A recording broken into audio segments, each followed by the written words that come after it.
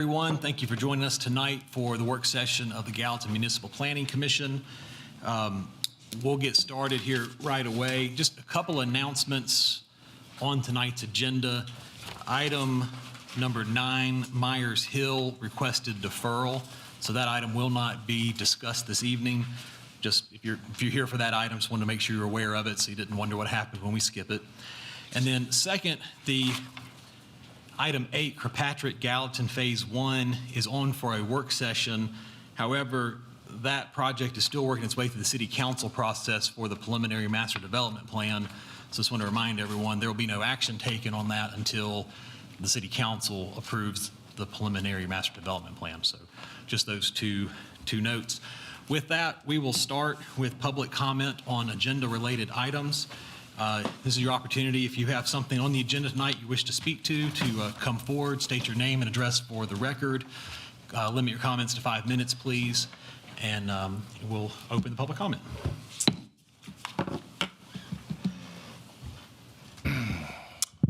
Good evening, members of the Planning Commission. Thank you for allowing me to speak. My name is Sean Clark. I live at 241 Carrollton Drive. I'm also the secretary for the Carrollton Homeowners Association, and I've been authorized by the board to speak on behalf of the neighborhood and the association this evening. I'm here to speak about agenda item number 4, which is the proposed commercial lot development at the entrance of Carrollton.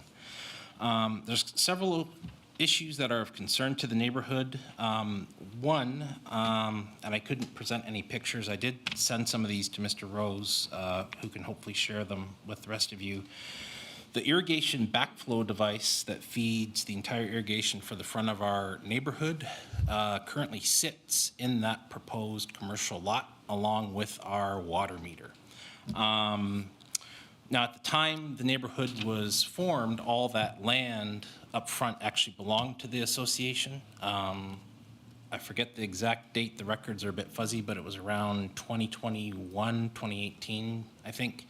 That land was sold back to the developer, and that's when they built the plans to build the commercial lots. So I understand why that sits there. Originally, it was planned just to all be part of the association, but that's obviously a problem.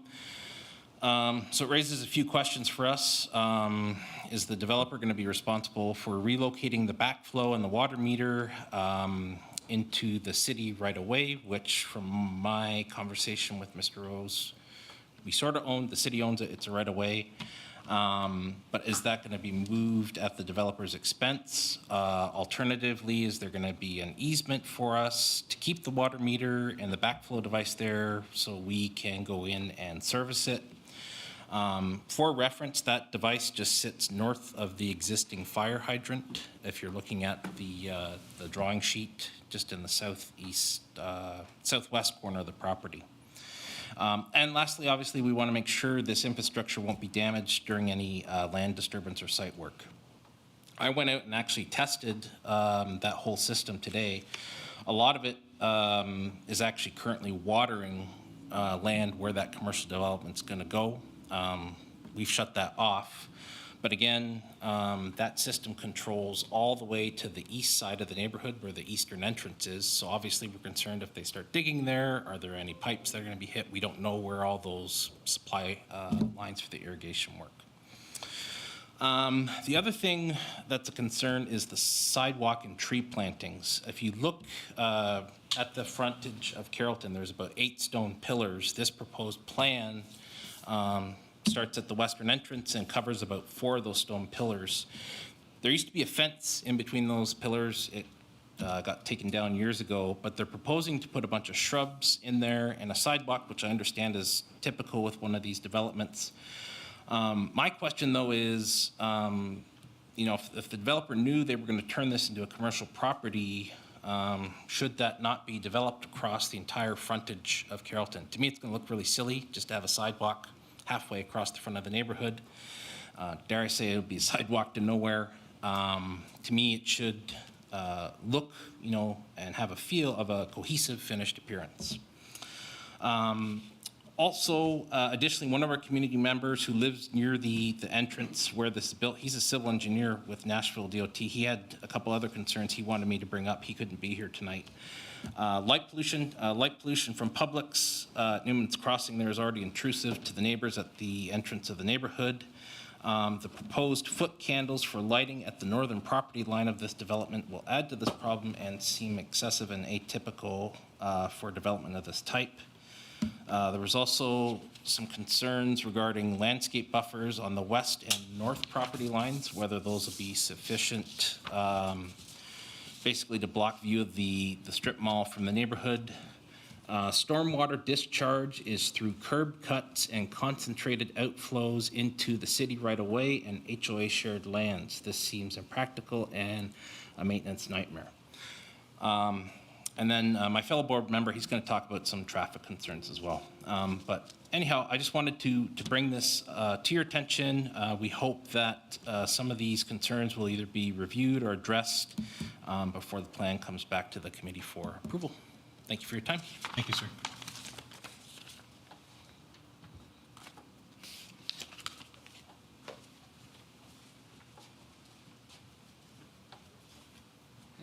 My name is David Matsumoto. I am I'm the treasurer, of Carrollton HOA. Here to talk about item 4 as well, and like Sean said, talk some about traffic. The current plan has one entrance and exit that is on Carrollton Drive. There's a light here, and this is Long Hollow Pike. I personally don't think this should be a commercial lot. There's just not a lot of room, but given where the entrance is, there's going to be a lot of funny left turns there. I think this needs to be a right turn only, but unfortunately that has people coming into our neighborhood otherwise, so I would also propose that the plan be changed to include an exit and an entry that directly onto Long Hollow Pike, preferably where there's looks like there's a bunch of planters, maybe take up about 1 or 2 of these parking spots there, so there wouldn't be as much effect on that quadrant of Carrollton Drive where there's starting to be a lot more traffic. People are starting to use our neighborhood as a shortcut, especially when school's in session from Liberty Lane. They'll cut or turn right there, and there's not a lot of visibility. So I think that needs to be a right turn only right there, instead of just turning left, just because people try to beat that light, or there'll be a lot of traffic at certain points of the day. And then as far as just, I don't know if there's any way we can add some type of lease limitations to what types of businesses are there. I don't know if this is that form for that or not, but places like medical offices, lawyers, hairdressers, that kind of stuff, I think would be a lot better than high traffic things like I noticed the plan called for calculations, restaurants and convenience stores. With that much traffic in and out, I think there would be a lot of effect on that intersection right there at Carrollton and Long Hollow Pike, especially if there's no entrance exit otherwise, where people would either have to be coming into our neighborhood and going far into the neighborhood and back out, or making a dangerous left turn right there. Also talking about, I don't see any on this plan, I would ask that something be added. There's a tree line at the end, at the back, which for 2/3 of the year would be probably enough to reduce the amount of noise. But if we could get something like evergreen shrubs that tend to grow pretty tall, as well as limit the street lamps on the parking lot, that could go a long way to reduce noise and light pollution to the people who live directly right behind there on Aqueduct. So that's all I had. Thank you, sir.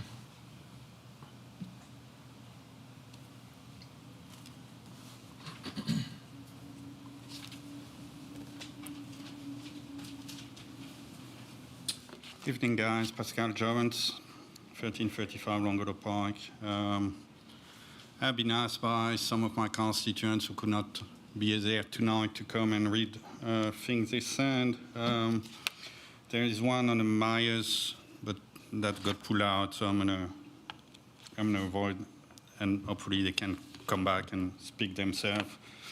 And about the Carlton commercial lot. Dear Planning Commission members, we are writing to voice our concern as residents of the Carlton Development and Carlton Commercial Lot number 2 item on the agenda. Unfortunately, we are unable to attend the meeting to speak during the public comment period.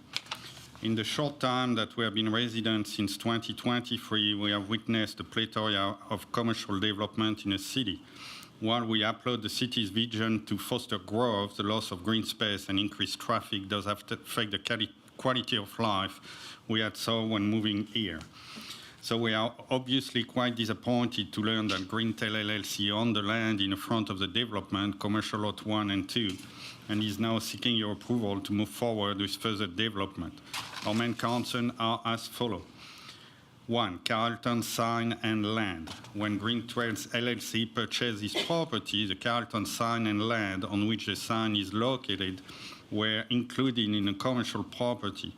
Before further commercial development of this parcel occurs, it would seem that the land on which the Carlton sign stands should be reallocated through whatever means necessary back to the Carlton HOA and merge with the open space A and B on the Carlton community plat map. 2. Traffic parking concerns. The entry and exit of this commercial property is planned for Carlton Drive. We are concerned at the amount of congestion this will create at the light on the corner of Longolo and Carlton and for the dangers presented for pedestrians. Under the plan, it appears that driver exiting the commercial area will be taking a left onto Carlton Drive. Will there be an independent traffic study done prior that will assess the traffic flow and make recommendations? We are also concerned that, depending on the commercial tenants, there could be overflow parking on Carlton Drive. 3. Type of tenants. Please consider designating this commercial property for professional offices rather than retail, as retail space would likely result in more congestion and change the overall tenor of the neighborhood. Thank you in advance for your consideration of the above and for your service to the resident of Gallatin.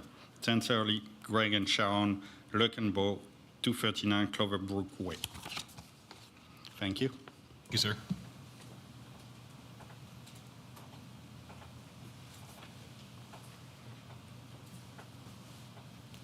Good evening. My name's Stephanie Hall. I live at 219 Calumet Court. I have lived in the Carrollton subdivision since August of 2015, so I'm one of the early residents of this community, and I've seen the growth that we've undergone over the last few years.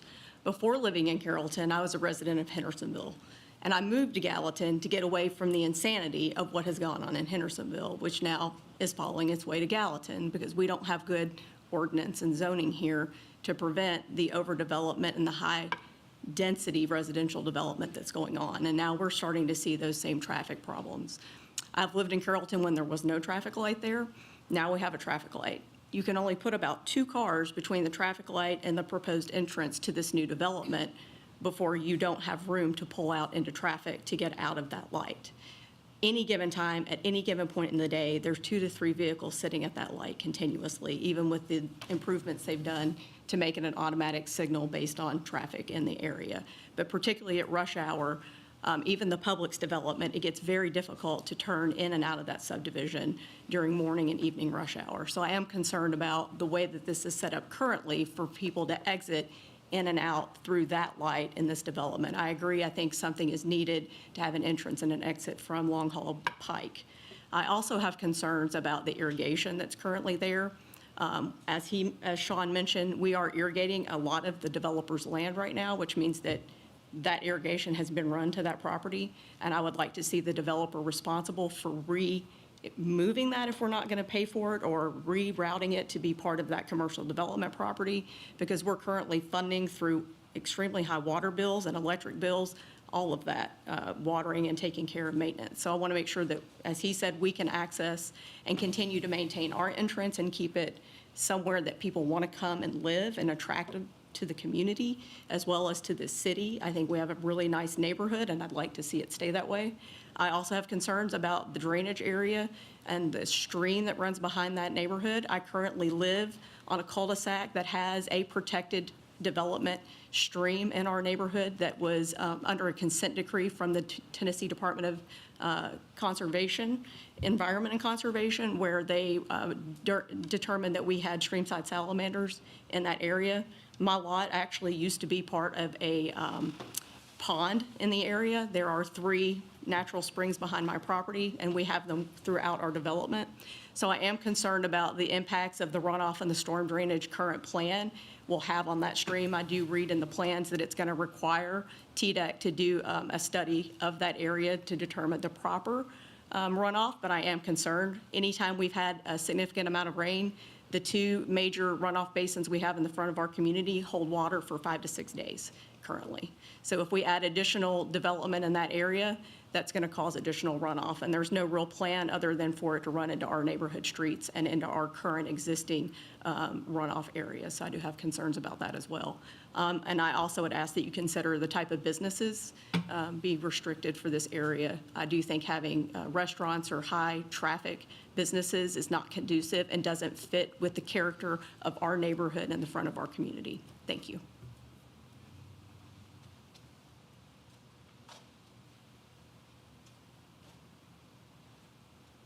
Anyone else wishing to speak on public comment on the agenda-related items?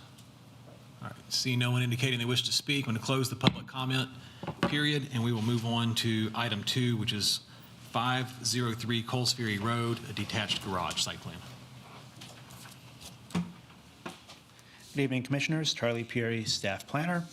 The owner and applicant request approval of a site plan to construct a detached garage with alternative architecture on a 1.5 acre parcel located at 503 Coles Ferry Road. The proposed structure will be behind the primary residential structure up along the, I believe that's the eastern side of the property. It will comply with the setbacks. And again, the reason why it's here is because of the architecture. And with that being said, staff does not have any comments on this item. Thank you, sir. Do you have a representative for the applicant with us this evening? One here for this item. All right, I don't see anybody here for it, but I think, I'll just make the comment. We've approved several of these in this development, so I don't see any concerns with it. That's what I was gonna say. Isn't there one like 2 doors down? I think we've approved 3 in there so Okay. far. So I guess the feedback you give them is I don't see any concerns with it. So, all right, we'll move on to item 3, Hidden Creek Commercial Amended Preliminary Master Development Plan and Final Master Development Plan. Thank you, Mr. Chairman. Jim Carpenter, Staff Planner. The owner and applicant request approval of an amended PMDP and final master development plan for Hidden Creek Commercial to construct 2 buildings on 2.0 acres of an MU mixed-use district located east of Big Station Camp and north of Springdale Lane. The owner and applicant also request approval of a conditional use for food service drive-in for this site. Staff has mostly minor comments. The 2 things that are kind of the primary issues that have been brought up in our preliminary review. First would be parking, specifically for any patios or outdoor seating or expanded restaurant space for this. I know we've had similar issues with other developments in town, so that was kind of our first concern. And then secondly, let Aaron kind of speak more on this, but their engineering is working with the applicant to provide a backage road, access road to connect Springdale to Bison Trail. So to connect this property through the other 2 commercial properties to the north, which will eventually connect to Bison Trail, and give us an update on that. Sure. So the vision, just like what we recently saw on the other side of Springdale Lane, those commercial out parcels, there was a backage road that goes from Provine Boulevard up to Springdale Lane. And our vision is to continue that thought of a backage road from Springdale all the way to the eventual Bison Trail extension, which also would provide a backage road for the crossings at Hidden Creek commercial out parcels, which we haven't seen anything yet. So one difference that with this plan versus the other side of Springdale Lane is we recently saw an FMDP on an infrastructure package that showed this backage road, and that came in before any of those out parcels, whereas this one, we're seeing this out parcel come in at the beginning. So we are not asking them to build the entire thing. We're just asking that they start the backage road to their property line. Thank you. Do you have a representative for the applicant? Chairman, I'd like to make it noted that I'll have to recuse myself from this item. Thank you, sir. Eric Cox, 615 Design Group. We agree with all staff comments and are working to address them. We have been working with engineering regarding the right-in, right-out, and the backage road, and we appreciate all of Aaron's thoughts on that. Yeah, I forgot to mention the right-in, right-out. So usually when a right-in, right-out comes in, for it to really truly function as a right-in, right-out, we want to see a median in there. The way that it's shown right now, I think it would be very easy and tempting for somebody to turn left into that right-in, right-out. So with the way that it's shown now, we would not want that right-in, right-out to be there, especially if the backage road came to fruition. As it crosses the creek and an adjacent property develops, they could have a full access to Big Station. However, with our discussion with the applicant this morning, they were working on a way to potentially get that median in there to really make this function better as a right in, right out, or if not that, at least a right out only. So we'll be continuing to work with them on that.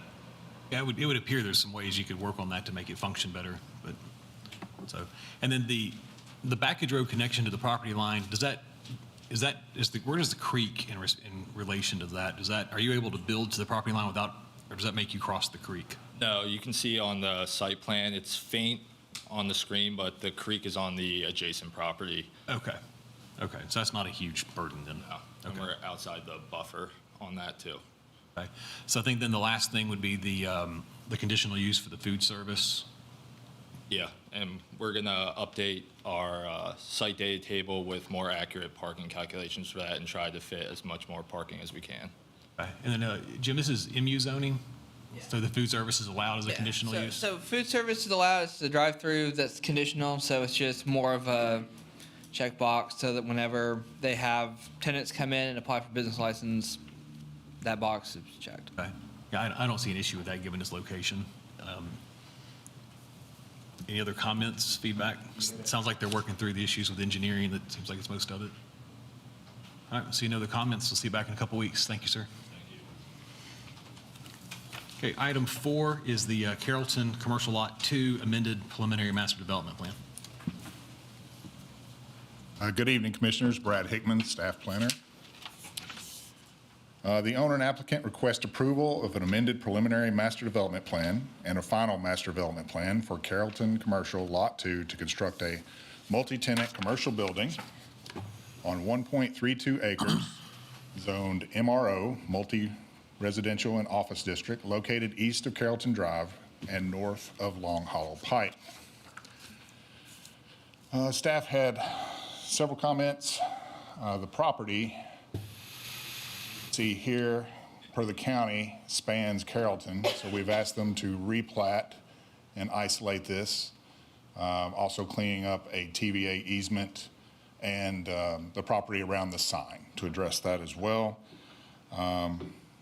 Staff had comments, engineering specifically around the amount of pavers being used to compensate for stormwater and how they would hold up under traffic. It will need an exception to the brick stone requirement of 70%, and we would like some color elevations. A lot of the elevations say to be decided at this point. The photometric plan does show more than 0.5 foot candles at the border, and we have asked them to address that. All right, thank you. Do you have a representative for the applicant?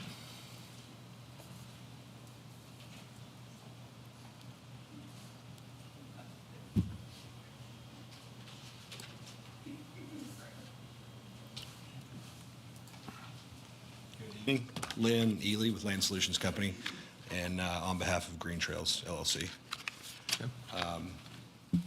Don't have a whole lot to add other than what you said.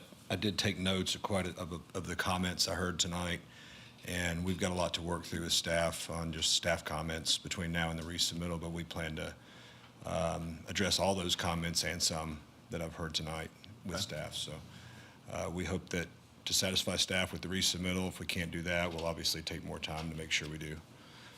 But I'm happy to answer any questions specific to maybe the plan or what you've heard tonight, if you'd like. Okay.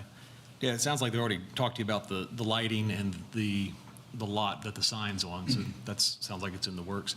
I do have a question, probably more for engineering, on the access that, is Carrollton Drive, what type of road is that? Is that a collector road? Is it a local street? How's it what's it classified and how's it functioning? Sure. I think it's classified more as a local street on the previous master transportation plan, but that would be more of a residential collector street. I do have concerns with the drive access coming out of the commercial with that, especially that left turning motion, the way that backs up. So is there anything that can be done to push that farther back or work on that access? I know it might be technically fine from an ordinance standpoint, but I do see some concerns with that. Yeah, I know it was something that we studied with the PMDP for this property, and it's in keeping with the PMDP, but we can certainly look to see if there's any opportunity to move it even a matter of a foot or two, however much we can, to try to help with that situation. Happy to look at that. I believe they're in a location that they've kind of always been planned to be on Carrollton Drive. It's been a while since we've seen this, so. Sure. Okay, and then you're going to try to address some of the neighbors' concerns with the backflow, the irrigation, and some of those things. I think those are fairly easy things we can work out. Sounded like from one of the earlier comments, they've already cut it off as far as what was serving the property that the HOA doesn't own. Now we just need to make sure that's moved or whatever the water department wants us to do. But obviously, if you guys get in and find irrigation lines, you're not going to leave their system for them to we'll fix. cooperate. Yeah, Okay. certainly. And then, question for planning, this is MRO zoning? So there was some comments just on the commercial uses. So the commercial uses in MRO are fairly limited, I think. Well, currently, it's listed as being half restaurant Okay. and half convenience sales and service. Okay. That's what I wanted to know. Which is consistent with the PMDP, the original PMDP. Okay. That was my question. That was already approved with the PMDP. Okay. And I guess, Brad, can you refresh my memory? I know the gentleman said it in the public comment, but was this rezoned in 2021? I believe the rezone was, I think it was it early? Was it 2011? It was some time ago. So it's sooner, so. Some time ago. While ago. From R8 to MRO. The back, So it was almost 15 years ago. Okay. yeah, before my time on the commission. Okay. Okay. And is there, just because somebody mentioned it, is there an opportunity for a right-in, right-out onto Long Hollow Pike, or is that more of a TDOT question? That's more of a TDOT question, and with them having frontage on a side street and the proximity to the traffic signal, I don't know that would be. But at the end of the day, TDOT's the one that answers that, not us, if they wanted to do it. Correct. I mean, they would have to get a TDOT permit to get a driveway. Based on how TDOT's been functioning lately, Aaron's correct. It would be very hard. That'd be my experience as well. I guess last comment I had, and then I'll let anybody else make anything, I'll get off my soapbox. But from an architecture standpoint, I would like to see some type of brick or stone on the building to break it up. This kind of has a look similar to some of the buildings we see in Kennesaw, where they've done a good job, like a stone water table or something, just so it's not all, the plank material. So I would like to see just a little bit of that to get some variation. And I think there is some specific requirements to make us add more brick and stone to it anyway, so we plan to address that. okay, I think the current, we can't see it here, is, I think it's 20% brick and stone. Okay. And it's mostly around the columns at the base. Yeah, so maybe some rendering or some architecture that just explains that a little better. It's hard to tell from this plan. Yeah, we're planning to actually submit a color rendering too with the Perfect. That'd be resubmittal, helpful. so that'll help. We've talked about it's got a certain style to it. I'm not an architect, but I know what he's kind of going after. But we've talked about trying to bring the brick and the stone up the columns and not just along the base. I know they're very fond of that craftsman style in the gable of it. Yeah. So if there's a way we can at least bring it up to that point and still get the look that architect's going for, we're going to try to do that. Okay. Anybody else have any comments or questions for the applicant or for staff? I know staff brought up mentioned the comment about the pavers. I mean, as long as it's meeting the engineer's requirement, I mean, pavers are used all over the place, and the way that they're utilizing them these days, they work very well. When they're installed properly, they hold Yeah. better than asphalt, so. Yeah. There was a question about the water meter and the irrigation equipment. Is that any kind of problem to? No, I'd said previously, we'll do whatever the water department wants us to do. If they want us to move it down off the commercial lot, we're happy to do that for them. Or if they want us to leave it, put it in easement, we'll do whatever's needed. We're not going to go cutting it off or anything. We'll figure out a way to make it keep work long-term. Sounds good. All right, if nobody else has anything, we'll see you back in a couple weeks. Thank you for the time.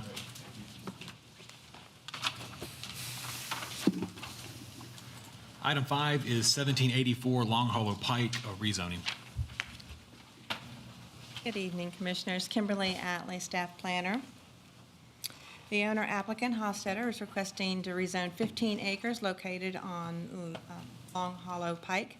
This property was previously rezoned along with 3 other parcels from agricultural residential to residential R8 PRD, part of a planned residential development to create the Fox Creek subdivision, formerly known as the Station Camp Creek.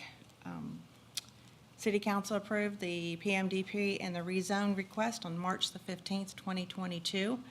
The PMDP was picked up by a different developer, different builder in 2023 when the PMD was amended again. That's me. The Planning Commission approved the FMDP on April the 22nd, 2024. The portion of the 15 acres includes a large portion of the open space amenities designated for Phase 4, which is right there, Phase 4 of the Fox Creek Master Plan, which single-family homes, there's 138 lots in that total development. The current owner would like to rezone the property back to agricultural residential, which would result in removing it from the Fox Creek Master Plan. This is to maintain that 15 acres and build a home. The 8 acres on the back end right here was purchased by the developer for the Fox Creek development, and that's the portion. They're just the end. Staff has encouraged both the developer and the owner to communicate and work together to come up with a solution on this versus going back and doing a rezoning. We do have the applicant here for any questions. Thank you. Hear from the applicant or representative for the applicant.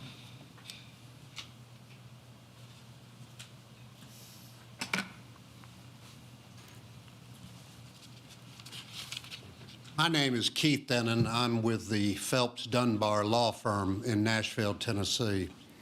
For whatever reason, the builder-developer has elected not to purchase my client's property, which leaves my client in the unenviable position of having her property designated as open space for a development that is going to be, the profit will be of the developer. The developer declined to purchase that property, said it didn't need it, didn't want it, apparently. They might like to purchase it at some point.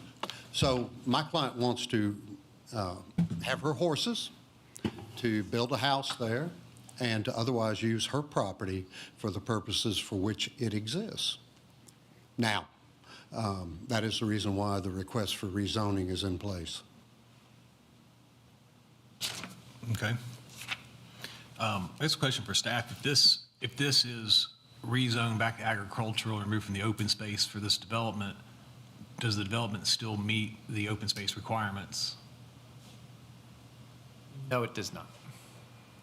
It would be shy by a little bit, but not a lot. But we would expect that the developer would need to change their FMDP or PMDP if this portion of open space is removed from the overall master plan in order to be compliant with the rules of the zoning ordinance that require 28% open space. Okay. And when this came through for the rezoning, I'm assuming the property owner requested it and signed the application that this be rezoned from the agricultural to the R8 PUD? They did. We have assigned affidavits designating Catalyst Development as their Yeah, agent. everything would have been fine if the developer had purchased the property. And the developer declined to purchase the property. And that makes total sense that it's a problem. The challenge that we have is we've approved, based on the original submittals of subdivision, based on the amount of open space that was represented using this property. And, Well, with all due respect, the easy answer is for the developer to come in with a new plan or buy the property. well, and that's an issue between your client and the developer at that point. No, my client wants its property zoned agricultural. And the fact that it's zoned R8 now, she no longer wishes to use it for that purpose. She wishes to have horses on her property. And again, the developer has declined to purchase the property. Was this originally one parcel? No. Oh, yeah, I think this was one parcel. That part of it got sold, part of it didn't. Yeah, they've sold the front 8 acres, It's right here. And so, okay. but it was one parcel. I think the other thing is when the development came through, part of the sales pitch on this development was the large amount of open space that was not to be developed. Yep. So I don't know, well, I don't know that we would have approved the subdivision if this wasn't part of it. For what reason, this would be about, can it not be zoned agriculture? I mean, what would they need to do? So we're kind of in this conundrum of this property has a zoning entitlement that was approved based on there being open space on this part of the property. Every rezoning that entails an attached master plan, there on forward is subject to whatever master plan approval was granted, right? And then, of course, developers make expenditures further on and they create final master development plans and preliminary and final plats and things. And so to then go back and change is potentially a problem that you run into where the developer would come and say, hey, but I've spent all this money on this plan, I want to sue somebody, But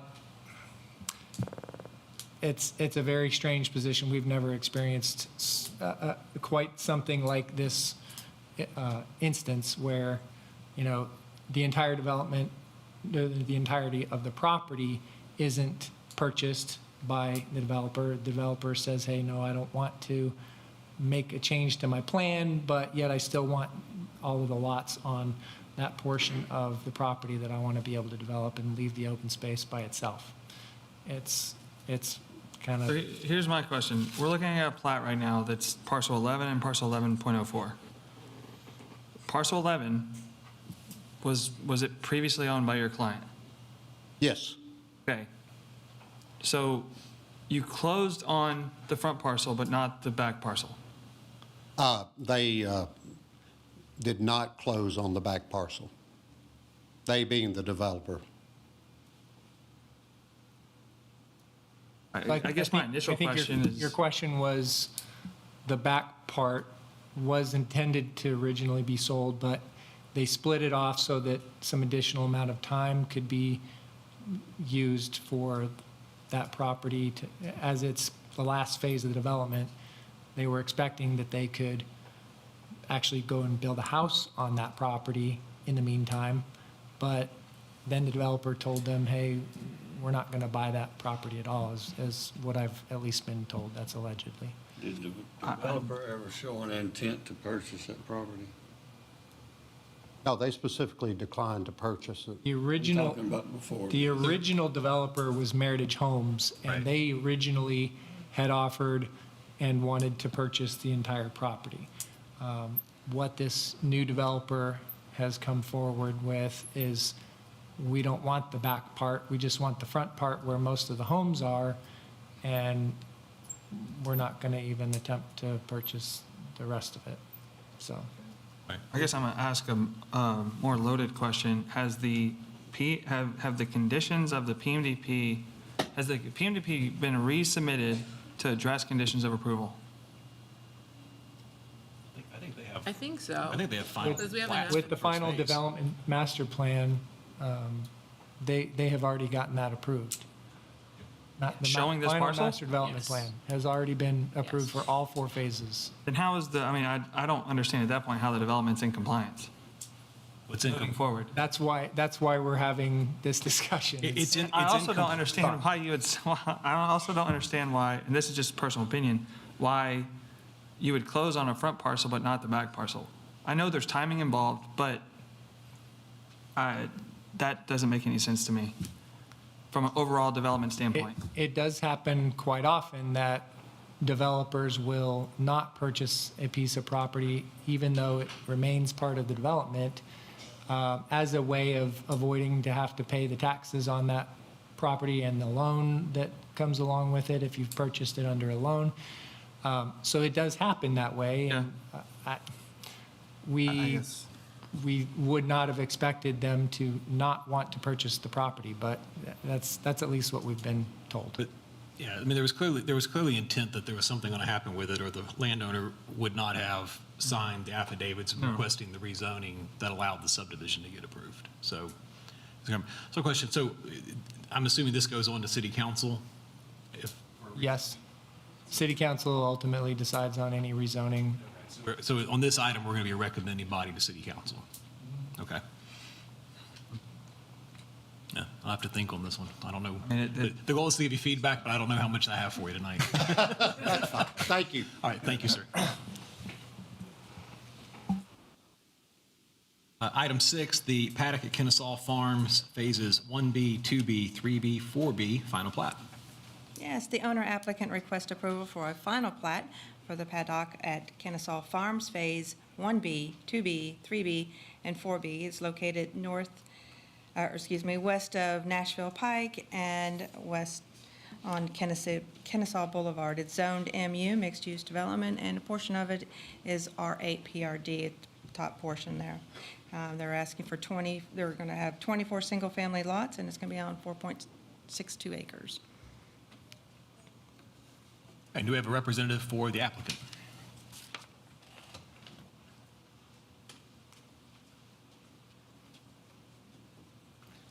Good evening, Hunter James with Southeastern Building. We're in agreement with all comments and we'll get it revised and resubmitted by the deadline. This is final plats. It's consistent with the approvals. I got nodding heads. Any questions? No. No. All right, thanks for being easy. Item 7 is Liberty Branch Townhomes, final plat. The owner and applicant request approval of a final plat for Liberty Branch Townhomes consisting of 134 attached dwelling units on 10.10 acres zoned MU, mixed-use district, located north of Harris Lane and east of Greenlee Boulevard. Staff had several comments for cleanup. This came before this body before. It was an HPR for condos, has been reworked for townhomes. There's some confusion around open spaces. We've asked them to clarify as far as some of them being contiguous throughout the development.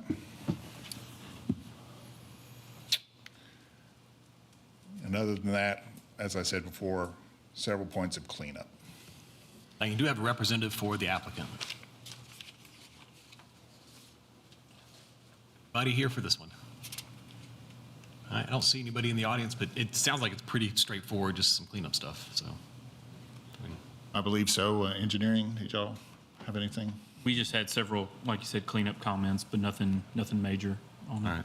Well, This, like y'all this can work out matches with the them. fee simple revised FMDP that they brought through last month. Yes. Okay. It's all consistent.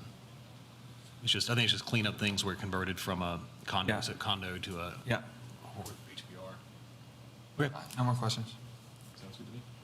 All right, item 8, Kirkpatrick Gallatin Phase 1 Final Master Development Plan. Yes, the applicant is requesting approval of an FMDP for the first phase of Kirkpatrick Gallatin. This is for 133 single-family lots on 42.96 acres. So this is the northern portion of the Kirkpatrick plan. This does have PMDP approval, but they have an amendment going through City Council right now. It still has 2 more meetings, so you will not see this in the June meeting. They just wanted to get staff comments as early as possible, assuming that if this gets approved.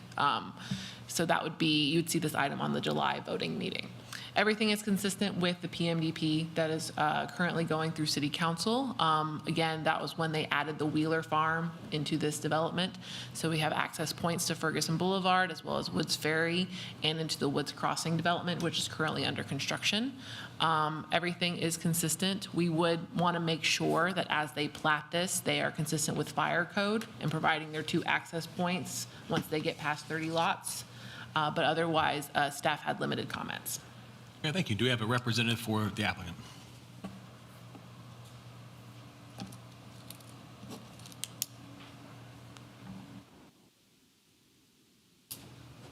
Keegan McCormick with Kinley Horn.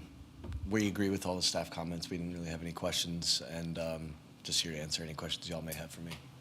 I don't have any additional questions. This is the same thing we've already approved. It's going through City Council, so Exactly. Yeah. pending City Council have anything when it comes back, I don't really have anything else to add to it at this point. Same. Awesome. Thanks. Enjoy the rest of your night. All right, thank you. Item 9, Myers Hill was deferred, so we will move to item 10, Station Camp Master Development Plan, rezoning with preliminary master development plan.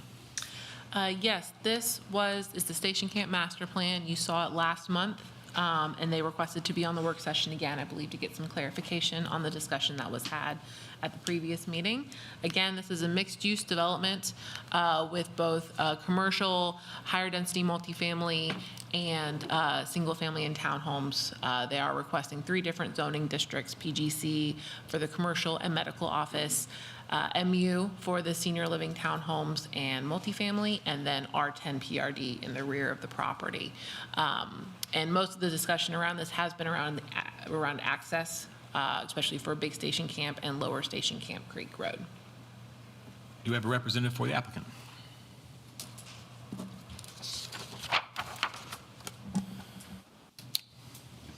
Good evening, ladies and gentlemen. I'll keep it quick since I know I'm now at the end of the meeting. But Kelly Hyatt with Maris, just wanted to check in. And based on your comments, we went back to the hospital, pushed them again on accelerating their timeline as much as you can. And so we do have some dialogue going back and forth. They gave us a list of questions, feedback, and we're exchanging some things. So I guess my only question for you for discussion is if you have any feedback on what level of document, whether if we have proof those emails are happening, is that sufficient all the way to a signed, executed legal document? I'm hoping it's something in between. I'm hoping it's emails, but if you have any feedback on what you would need to feel comfortable moving it forward. Yeah. I mean, I can give you the feedback because I think I have the most, was the most vocal about it. So kind of going back to what we're talking about the meeting is if, in my opinion, for this development to be considered, that access has to exist into the development to rezone it for this density. So I'm personally looking for a binding agreement, whether it's contingent upon the approval of development that the access is granted or it's granted I want to know 100% that that access is happening before we rezone it. Yeah.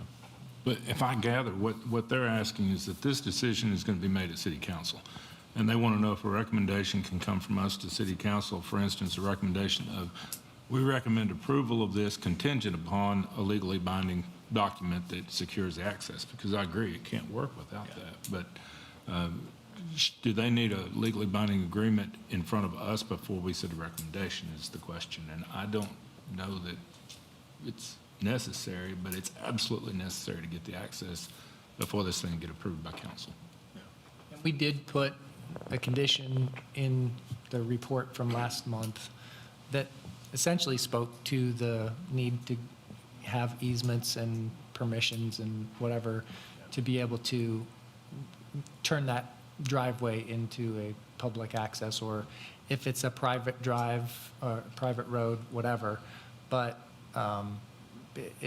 they just need to have that. I agree. But there was a condition on the previous report asking for that. And I think if it's a condition of the approval, then there's no question that if they can't get that, then the plan's invalid, One more question. Please, that's what we're here for. For the applicant, if you proceeded with this plan and then didn't gain the access, would you try to construct this, would it be your desire to construct this plan without the second access? We have been in discussion with engineering and planning about what other options there might be to see if we did have other options at a signalized intersection. And we would continue to have those conversations if that's what's needed. I believe there are other signals planned along Big Station Camp, obviously not where we're putting our second driveway, but we would work with staff before we bring anything back to you. But you wouldn't proceed with this plan without the second access. I mean, this plan doesn't work without the second access. Correct. It is showing an access on property we don't have rights to at the moment. So yes, we would not do this exact plan without. And I think it is worth maybe noting that the hospital has been vocal that they are planning to do expansions as well at some point. And so if anything, they would expand, would come before the same board. I mean, the comment that I spoke about when it was in front of us last month was that I feel strongly that not only do you need the access, but the access needs to be constructed with phase one of the development. And I think y'all agreed with that.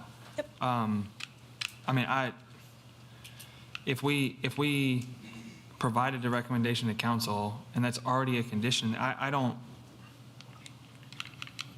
know. I don't see how council can provide a decision without it.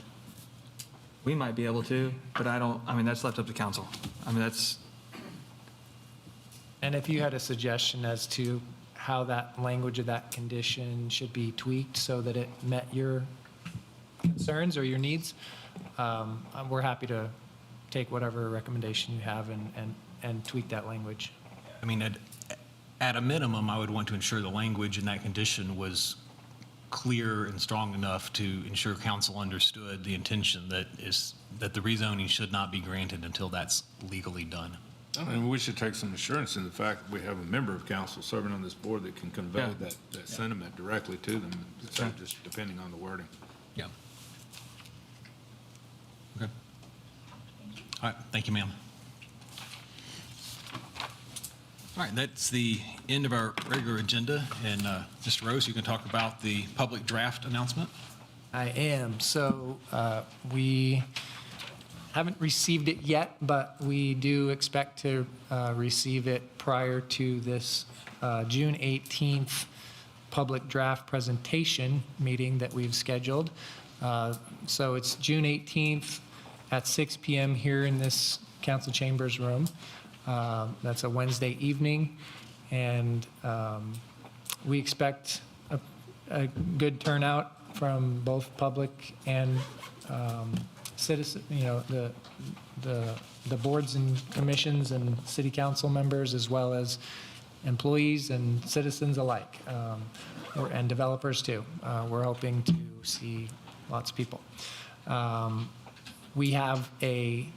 Once we have that presentation, we will have a 30-day comment period in which we would ask that everyone give us comments on the rezoning or the zoning ordinance draft. And then staff will then have about a 10-day period in which to compile all the comments received and shoot them off to the consultants for them to create a final draft, which will then be what we end up presenting to both the Planning Commission and the City Council for adoption. So we would hope to see you all there if possible. Put it on your calendars and make plans to show up and ask any questions that you can. And of course, it'll be a good opportunity to get a good feel for how the ordinance is set up and some of the changes and things that are being contemplated in that. So we look forward to seeing you all there. I'm assuming a copy of it won't be available until the 18th. Just before, yeah. I mean, we'll hopefully be able to have that up and online for anyone to download by that time. It'll be too big of a document to just email out, so it'll have to be downloaded, but that's the goal. Yep. Anybody else have anything? We are adjourned. Thank you.